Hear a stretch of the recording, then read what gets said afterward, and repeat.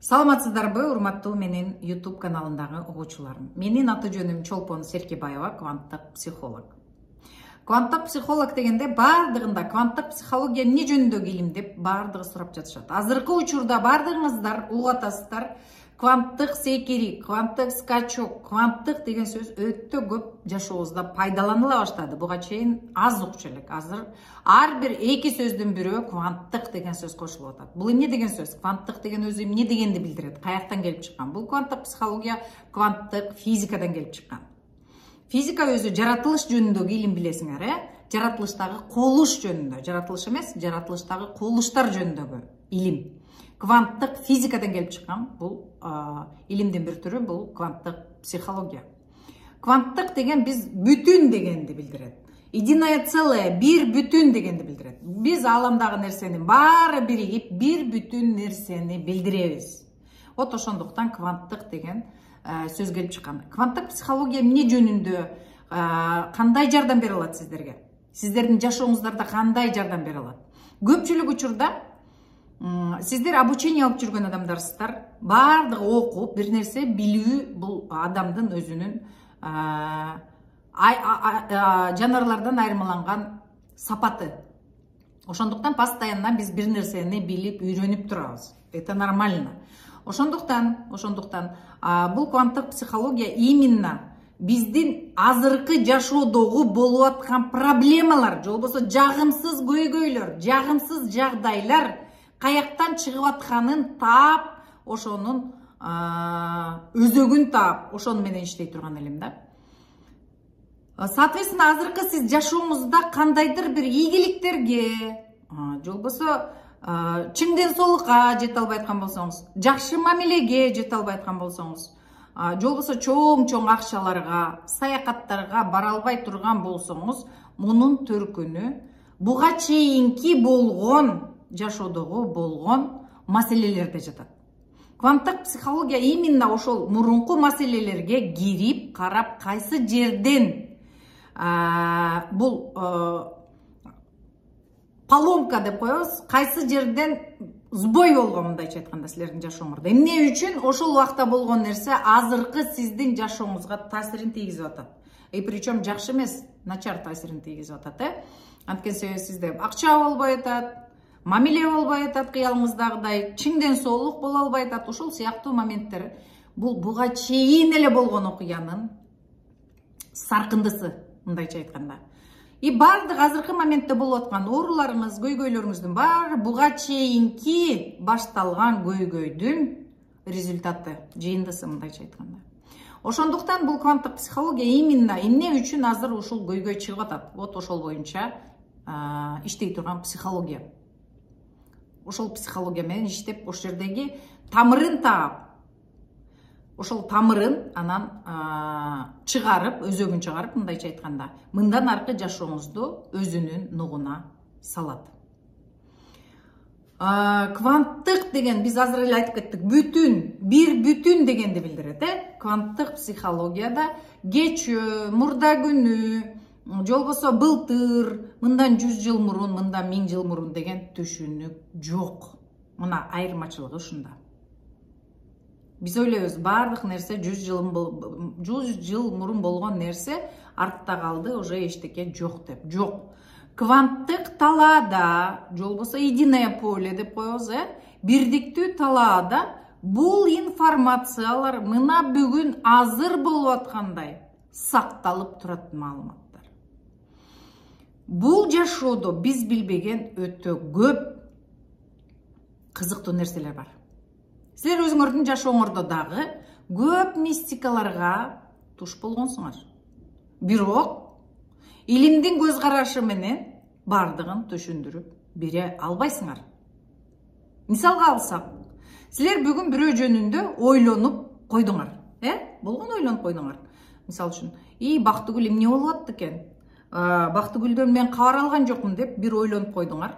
Ошол күнү силерге Бактыгүл же жазат, же звонок кылат, же болбосо кезигет. Бул баарыңарда болгон. Мындан дагы башкача көп ситуациялар болот. Ойлой койгон нерсе ишке ашып калбайт.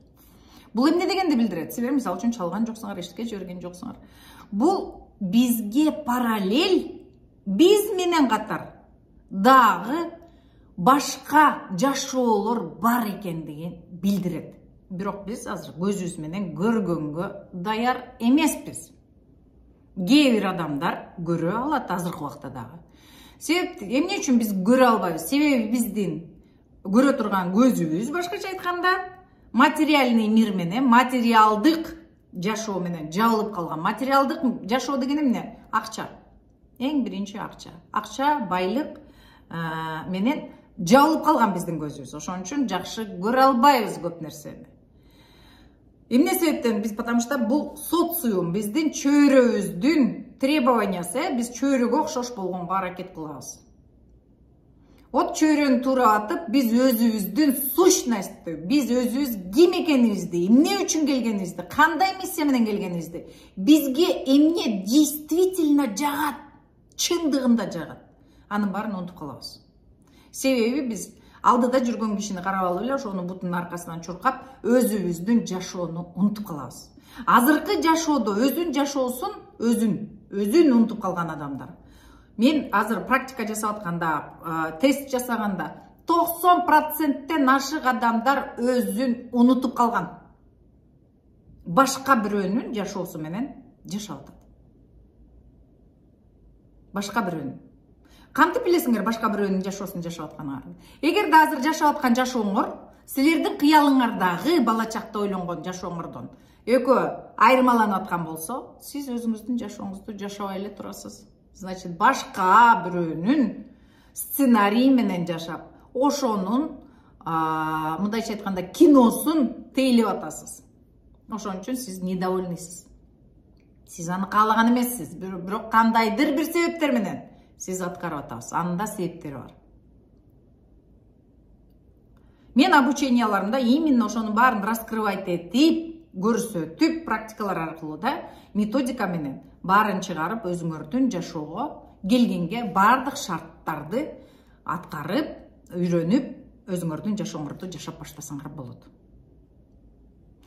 Так вот, кванттык психологияда бардык нерсе азыр болуп аткандай сакталып турат.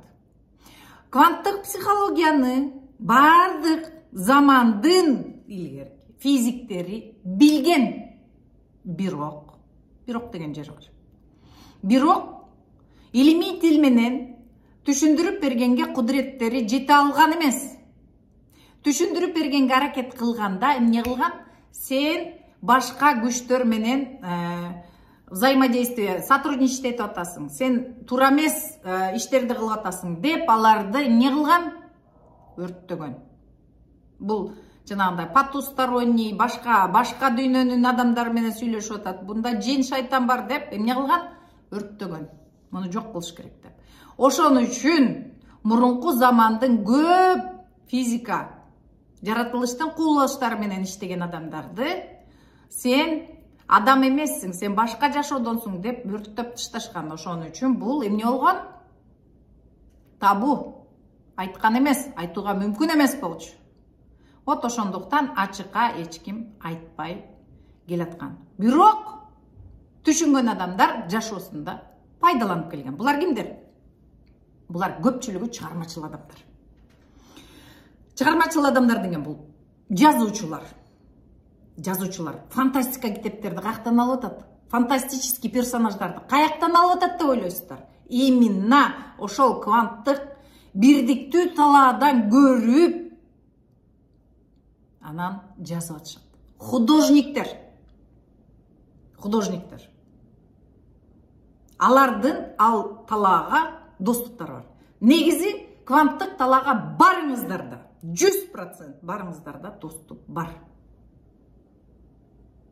Бирок кандай доступ менен, кайсы доступ менен, кайсы код менен киришти просто билбейсиңер. Вот ошону билип алып, любойуң пайдалансаң болот. Художниктер, ырчылар, чыгармачыл адамдар, ырчылар, үндү жасаса даже болот. Кванттык единый талаага кирип, пайдаланып, мүмкүнчүлүктөрүн пайдаланып, жашоону ушундай өзгөрткөнгө мүмкүнчүлүк бар. ушундай каалаганыңардай. Элестеткиле, кээ бир адамдардын үндөрүн бай уккулачы. Мүмкүн эмес деген үндөр, бирок ырдап атышат. Именно ошол жактан өздөрүнүн способностун таап чыгып, пайдаланганга мүмкүнчүлүк ар бирибизге берилген. Вот изденип, окуп, ошол үйрөнүп, пайдаланса болот. Ыр жазгандар. Биздин күчтүү акындарыбыз ыр жазган. Ушул заман жөнүндө жазган, мындан 100, 200, 1000 жыл мурун, 500 жыл мурун.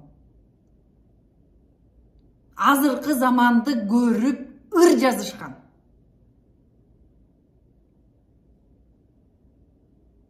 Кантип көрүшкөн? Кандай заман болорун? 500 жылдан кийин, 100 жылдан кийин, 1000 жылдан кийин. Именно ошол бирдиктүү талаага кирип, ошол жактан көрүп чубап, ошол жөнүндө жазышкан. Ыр катар. Биздин жашообузда дагы азыр көп адамдар алдыга кеткен адамдар бар, Мисалы үчүн биздин бир убакта машинени өзүн өзү башкарып, өзү айдайт деген түшүнүк бар беле? Мүмкүн эмес болчу. Биз даже элестете алчу эмеспиз. Биздин ата-энебиз машине, самолет дегендерди ата-эне эмес, нары биздин предки, биздин ата-энетектерибиз машине кандай болот, араба менен жүрүшкөн, ат менен, төбө менен. Билишкен эмес. Бирок азыр өзүн өзү управлять эткен машинелер бар. Андай транспорттар толтура. Мына, алдыга кетип, ошол талаанын мүмкүнчүлүктөрүн пайдалана алган адамдар бар арабызда. Жүрбөйбү мынакей миллиардерлер? Биз ойлой элек нерселерди чыгарып атышат. А кээ бир адамдар арттагы нерселер менен алектенишет. Это тоже нормально. Антикварлар. Түшүнүңөрбү? Бул бирдиктүү талаанын мүмкүнчүлүгү өтө чоң. Өтө чоң. Пайдаланганды үйрөнүш керек. Кванттык психология именно мындан биздин ата-энетегибизде келаткан эскирип калган программа. Туура түшүнүңүздөр, керексиз эмес, эскирип калган программа болушу мүмкүн. Биздин ата-энетегибиз эмне жөнүндө ойлонушкан? Только род туура жашасын, өлүп калбасын. Вот ошол жөнүндө каатыр болушкан. Биздин жете ата, жете энетегибиз биздин тирүү турганыбыз алар үчүн өтө чоң мааниге ээ. И биздин азыркы жашообузга алардын салып кеткен салымдары дагы тиешесин салымын кошуп турат. Вот ошону түшүнүшүңүз керек. Единый поледе, кванттык психологияда биз көбүнчө кванттык талаа менен иштейбиз. Ойлойсуңар да, азыр айтып атсам бул чолпон жолу жомокто айтып атат. Ооба. Көрдүңөрбү, айттырбайт. Кванттык талаа бул өтө чоң талаа. Мен өзүм атеисттердин үй бүлөсүндө тарбияланган адаммын. Мен көзүм көрбөгөн нерсеге эч качан ишенбеген адам болчумун. Бирок мен бул илимди чукуп издеп, көп жылдар изилдедим мен. Эзотерика менен кызыктым, тигини муну, именно ошол мистикалык көрүнүштөр мен үчүн өтө кызыктуу болчу. Эмне себептен деген суроого жооп издеп көп жерде жүрдүм. Акыры таптым. Акыры мен кванттык психологиядан таптым. Бардык нерсени өзгөрткөнгө мүмкүнчүлүк бар экен көрсө. Бирок кантип деген суроо турат. Вот кантип деген суроого жооп бериш үчүн обязательно окуп үйрөнүш керек экен. Мен окуп үйрөнүп и до сих пор продолжаю. Бул бирдиктүү талааны окуп бүтүш мүмкүн эмес. Жаратылыштын кубулуштарын окуп үйрөнүп бүтүү мүмкүн эмес. Бирок көп нерсени үйрөнүп алып, жашообузда колдонуп, пайдаланып, жашообузду жакшы деңгээлге чыгарып турганга мүмкүнчүлүктөр миллион. Вот поверьте, мен дагы бул бирдиктүү тала кандай иштейт деп буга ишенбей көп жүрдүм. Бирок мен буларды пайдаланып, кандай иштейт экен жон терим менен сезгенден кийин гана ишенич бердим. Азыр мен 100% кванттык бул тала кандай иштейт экен, ушунчалык идеальный тала экен, бизге параллель жашоолор, биз көзүбүз менен көрө албаган жашоонун бар экендигине 100% ишенген учурум. Өзүңөр деле байкайсыңар, түш аян берип атат, На самом деле түш дегенибиз уктап атканда биздин көзүбүз ачык болот. Көзүбүз ачык кезде азыр биз уктап аткан болобуз. Эми биздин мээбизге муну түшүнүү кичине кыйыныраак. Окуп, үйрөнүп баштасаңар, мунун терең маанисине түшүнүп баштайсыңар. Чындыгында. Ошондуктан обязательно өзүңөр менен заниматься этип, кызыгып, эмне үчүн деп. Аян берген түштөр. Кванттык талаада, же болбосо бирдиктүү талаада пространство, убакыт деген жок. Тоскоолдуктар а жерде жок. Эң сонун жери ушул. Квантовый психологияда именно ушул возможностьты пайдаланып, ушул мүмкүнчүлүктү пайдаланып, жашообузду болуп көрбөгөндөй сонун деңгээлге чыгарууга шарттар толтурат. Бирок ошонун жолдорун билиш керек. Аны кантип билесиздер? Обучение аркылуу. Мен азыр перезагрузка деген курсумду чыгарып атамын. Именно ушул боюнча, кванттык психология боюнча. Кантип пайдаланабыз? Кантип жашообузду жеңилдетебиз? Кантип жашоодогу болуп аткан окуяларды туура чечмелеп, жашообузда туура нукка салып кете алабыз? Кантип балдарыбызга жакшы мурас калтырабыз? Бул өтө маанилүү нерсе. Көпчүлүгүбүз жети ата тек, эне тек, мына мен даже. Жети ата тек, эне тек. Эмне кереги бар? Деп ойлогон адамдардын бирөө болчумун. Көрсө, бекеринен жети ата тек, эне тек деп айтылбаган экен да. Именно азыркы жашообузга катуу, сильный влияниясын берип турган бул жети ата тек, анан жети эне тек экен.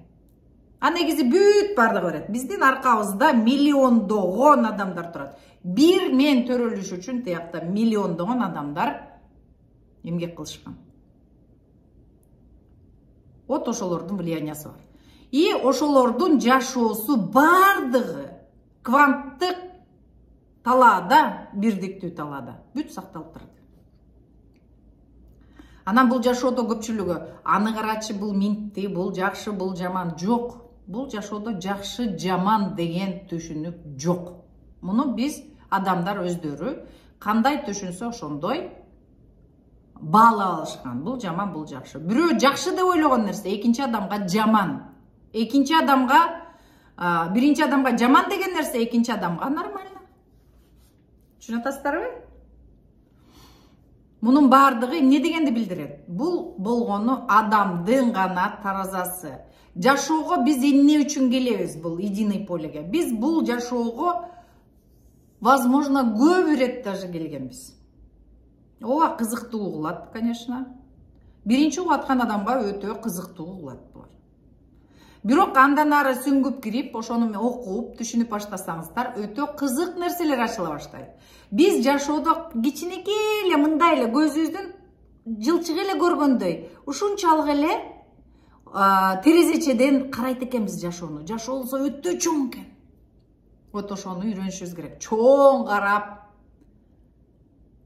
болушунча жакшы жашап, Алла Тааламдын берген бардык мүмкүнчүлүктөрүн пайдаланып, жакшы жашоо өткөрүү биз үчүн маанилүү. Бирок баары эле биле бербейт ошону. Кванттык психология как раз ошого жардамга келген илим. Кванттык психология. Только кванттык психология бардык нерсенин түпкүрүн таап, өзөгүн таап, сууруп чыгып, анан азыркы бүгүнкү күндөн ары жакшы жашоого адамды алдыны көздөй жөнөткөнгө мүмкүнчүлүгү бар. Азыр караңыздарчы, эмне деген профессиялар болуп атат? Жашоо өзгөрдү. Мен дагы буга чейин офлайн иштеп жүргөм. Офисте отуруп, бизнес жасап. Азыр онлайн деген жумуш чыкты. Элестеткиле? Блогерлер чыкты. Эмне жеп атканын, эмне кийип атканын, кайсы жака барганын тартып, акча тапкан профессиялар чыкты. Бул эмне дегенди билдирет? Биздин жашообуз башка деңгээлге чыгып баратканын көрсөтүп атат. Таптакыр. Силер буга чейин эчтеке кылбай акча тапса болот деген түшүнүк бар беле? Өзүңөрдүн болгон жашап аткан жашооңорду эле көрсөтүп. Түшүнүк жок болчу, көрдүңөрбү? Азыр такыр башка деңгээлге өтүп баратабыз. Эми өтө акыркы убакта өтө кызыктуу нерселер болуп баштады, жашоолордо. Кандай нерселер болуп баштады? Бул коронавирус. Коронавирус эмнеге болду деп ойлоносуңарбы? Эмне себептен онлайнга өтүп кеттик? Ошол боюнча ойлоносуңарбы? Мунун баардыгы эмне дегенди билдирип атат? Бизди жаңы деңгээлге чыгыш керек экен деген сигнал жиберилип атат. Мына биздин Куран китепте да жазылган. Биз менен катар 18.000 аалам деп барды. Ошол чындык. Ошол чындык. Биз менен азыр көзүбүз көрбөгөн көп параллель жашоолор бар. Ошол параллель жашоолор бизге жардам берип турат. Ошон үчүн биз еще тирүүбүз. Ошон үчүн силердин ойлогон оюңар кээ бир учурда туш келип калып атат. Вот ошондуктан ошо айлана чөйрөдөгү биз менен катар жашап аткан биздин дүйнөбүздөгү параллель жашоолорду, өзүбүздүн жашообузду өзгөртүш үчүн именно ошол кванттык психология жардам берет. Көпчүлүк учурда мен практический психологмун, постоянно практика жүргүзүп, жанакы Берт Хеллингердин расстановка методикасы менен иштейм. Ал дагы бар, башка дагы методикаларды кошуп, мен азыр өзүмдүн автордук методикаларымды чыгарып атам. Себеп дегенде, методика деген эмне? Качан өзүң иштеп чыгып, анан ошол иштегенин көргөндө гана анан башка кишиге сунуштай аласың да. Себеп дегенде бар бир эле адамдын өзүнүн чыгарган нерсеси сага туура келе бербейт. Ошондуктан сен өзүң чыгарышың керек.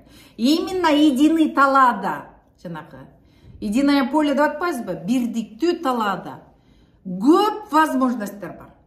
Вот ошол жака аяк менен сотрудничать этип иштегенди үйрөнүш керек. Ар бир адамдын ичинде толтура талант бар. Азыр көпчүлүгүңөр ойлоп атсаңар керек. Ооба, тигил окуп үйрөнүп, тигинин таланты бар, тигиники бар, мунуку бар. И только сеники жок деп ойлойсуң. Жок, андай эмес. Ар бирибизге Алла Таалам баарыбызга талантты берген. Бирок биз ошол возможностьтун баарын көчөдөн издейбиз. Жакшы кыйын туугандардан издейбиз, же тиги правительстводан издейбиз, же болбосо да башка өлкөдөн издейбиз, дагы ушинтип кете беребиз. Күйөөдөн, аялдан издейбиз. Жок, анын баары биздин ичибизде. Уже салып койгон бизге ал чипти. Вот ошол чипти окуганды үйрөнүшүбүз керек болот атпайбы? Вот ошого возможность берген как раз кванттык психология. Ошону чыгарганды үйрөткөн. А так ар бириңиздерде андай возможность, андай мүмкүнчүлүк, андай талант уже берилген. Ичиңерде килтейген алмаз жатат. Бриллианттагы эмес, алмаз. Ошол алмазды тазалаш керек. Тазалап, огранка берип, жаркыратып, и чыгарып жашооңордо пайдалансаңар болот. Ошол кванттык психологиянын жардамы менен бардык нерсени мына бүгүн дагы практикада айтып атышат. Доктурга бардык, баары сонун, нормальный, анализдерибиз сонун, бирок балам төшөккө сийип коюп атат, кекештенип атат, дагы кандайдыр бир көп нерселерди айтып атат. Бул көбүнчө эне менен атанын проблемалары баладан чыгат. Көпчүлүк учурда эненики чыгат, потому что эне 95% эне бала менен чогуу болот.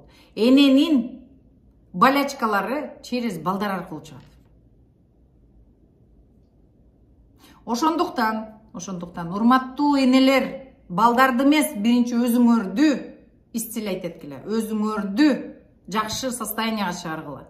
Анан ошондо балдарыңар чың ден соолукта, кыялыңардагыдай балдар болот.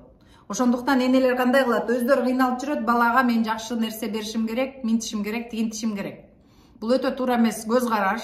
Силер канчалык балага көп вложение кылган сайын, силер ага бүт энергияңарды берип атасыңар да. Бүт энергияңарды берип атасыңар, вложение кылып атасыңар и недоразумение чыгат ал. Силер өзүңөрдөн жулуп балага бергенде чатак ош жерден башталат. Эң биринчи силер өзүңөрдү толтурушуңар керек. Эң биринчи өзүңөргө алып беришиңер керектүү нерсени. Эң биринчи өзүңөргө ыйгарышыңар керек. Жакшы нерсени.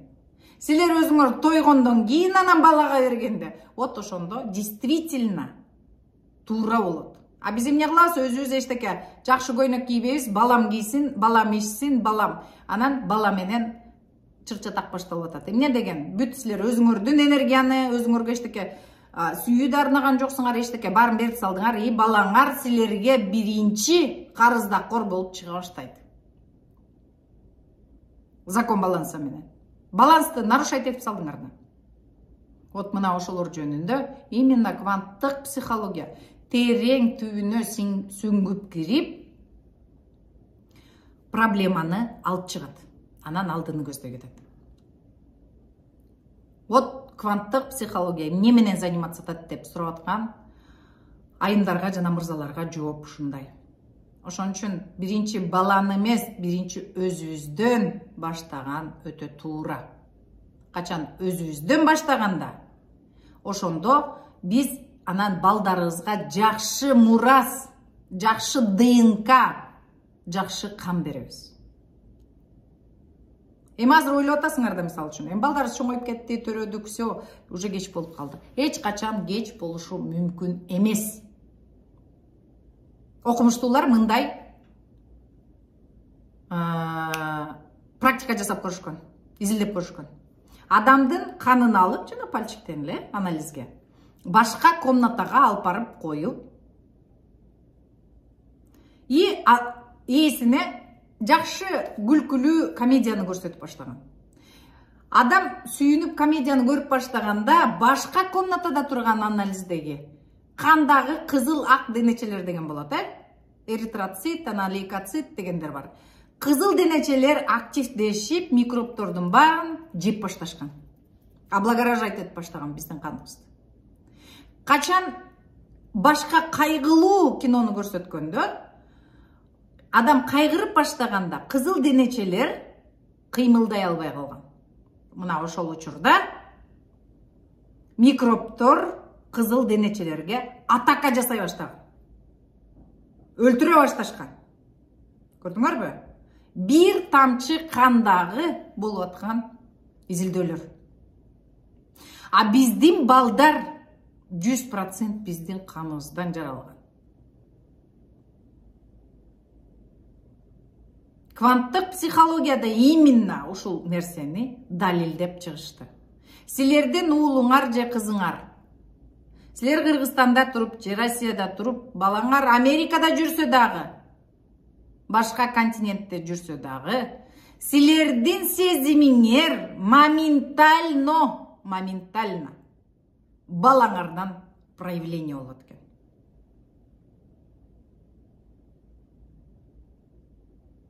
Көрдүңөрбү? Муну изилдөөлөр уже тастыкташты. Ошондуктан эң биринчи жашоодо ата-эненин ден соолугу чың болуп, ойлогону жакшы болуп, өздөрү ата-эне бактылуу болгондо гана бала бактылуу боло алат экен. Көрдүңөрбү? Мына кванттык психология муну далилдеп чыгарып бүт бардыгын көрсөтүп берди. Только кванттык психология аркылуу жашооңорду өзгөртө аласыңар. Азыр мына карагылачы, канча коучтар чыгып атат, окуулар чыгып атат, Байганды үйрөтөм дейт. Эң биринчи эле модульга келсеңер эмнеден башталат? Психология. Психология богатства. Ошондон окуп башташат. Себеби тиякта биздин ДНК менен, каныбыз менен келаткан программанын төркүнүнө барып, өзөгүн сууруп чыкмайынча, бул жерде өзгөрүү болушу мүмкүн эмес. Ошондуктан байлыкты, байыйм дегенди үйрөтөм деген коуштардагы биринчи кванттык психологияга келет. Урматтууларым.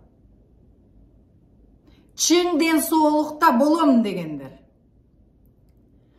Туура тамактанууну үйрөтөм дегендер. Эң биринчи каяка келип атат? Туп-туура кванттык психологияга келип атат.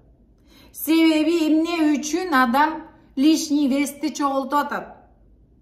Себеби адамда күнөөлүү сезим, таарыныштар бар. Вот ошону жабыш үчүн биз май менен жаап баштайбыз. Көрдүңүздөрбү? Арыктоодагы через квантовый психология келет.